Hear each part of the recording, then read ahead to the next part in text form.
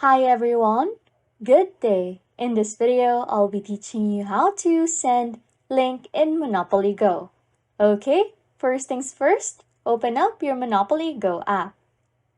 Next, set up the game by creating a new game session on your chosen platform and configure the game settings such as the number of players, game mode, and rules.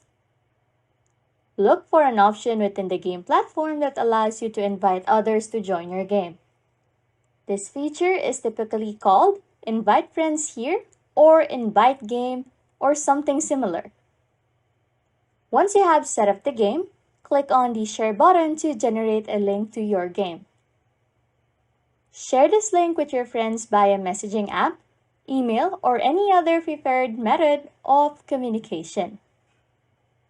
Paste the link into your message and provide instructions on how to join the game.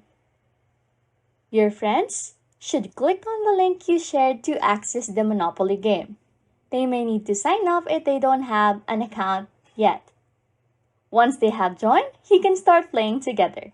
Anyways, if you like content like this, don't forget to subscribe to this channel or comment down below any tutorials you want us to make so we can help you. And that's it. You can now send link in Monopoly Go.